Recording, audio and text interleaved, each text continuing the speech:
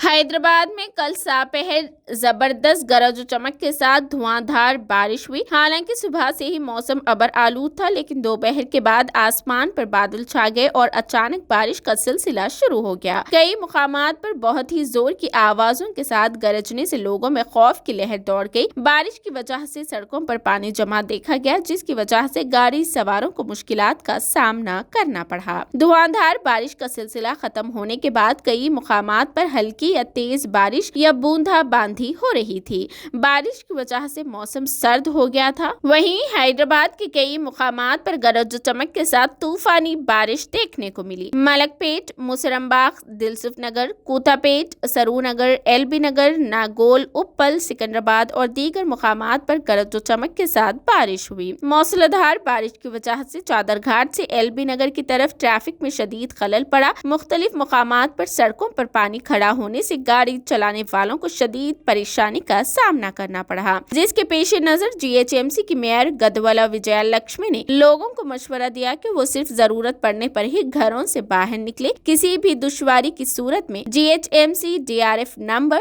04021111111 और 9000113667 पर राब्ता करने की दरख्वास्त की गई है। मॉनसून इमरजेंसी टीमों और DEDM टीमों को मैदान में रहने का भी हुक्म दिया गया है। वही ये वाज़ेह किया गया है कि अगले 3 दिनों तक शदीद बारिश की पेशकियासी है। महकमे मौसमियात ने हर किसी को चौकस रहने का मशवरा दिया और जरूरत पड़ने पर ही घरों से बाहर निकलने का मशवरा दिया।